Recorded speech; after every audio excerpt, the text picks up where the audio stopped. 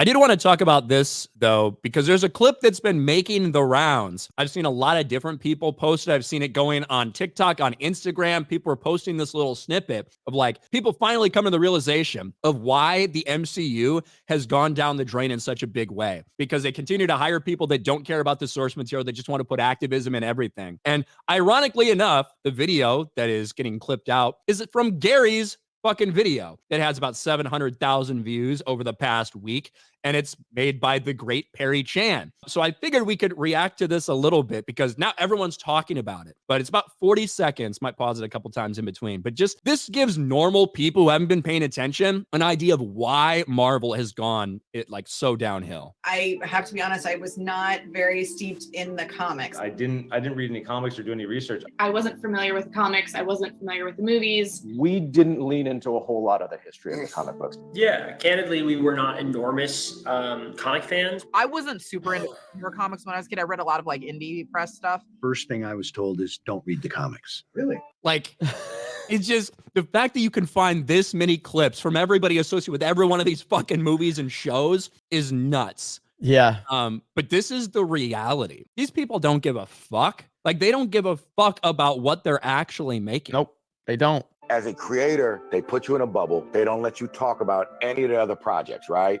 You know, they're up for anything. We ultimately decided to redefine it for the series and thought that it worked better for the story that we're trying to tell. That's someone talking about why they changed Echo's powers to what they were in the comic books to something that had nothing to do with her in the comic books and instead was all about her being an Indian, her being Native American, because they really wanted to push that shit. And of course, the final one's the great Taika Waititi. And thought that it worked better for the story that we're trying to tell. Did you ever read you've never read the comic? When the DVD comes out, I'm going to read a Thor comic book and just see where we went wrong. One of these days.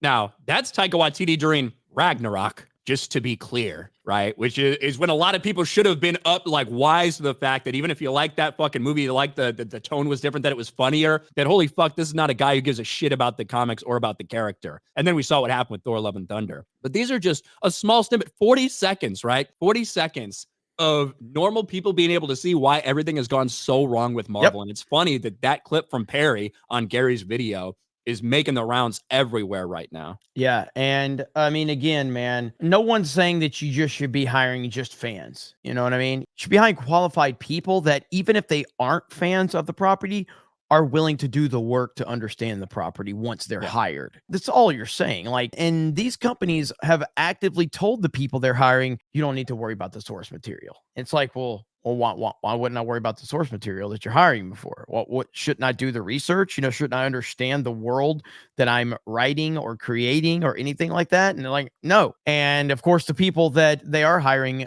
don't have any standards. So of course they're like, oh, great, I don't have to do that work. It's insane. You know what I mean? It's truly crazy. So Mad Max Fury Road and Ghostbusters 2016, those are the first two elements that I saw identity politics creeping into stuff. And then of course it just took off from there. And I think everybody realized it obviously with Last Jedi, you know what I mean? But if you go back to looking at The Force Awakens and listening to the build up to The Force Awakens, listening to Disney executives, what were they talking about? Well, we definitely wanted some representation in this film, and we definitely wanted to have, you know, people of color and female representation. That all was there, but it wasn't on our radar to think like too much of it. And now here we are all this time later, and the whole thing has been ruined by these freaks. The whole thing. And that video puts it into perfect perspective. That 40-second video puts it in perfect perspective.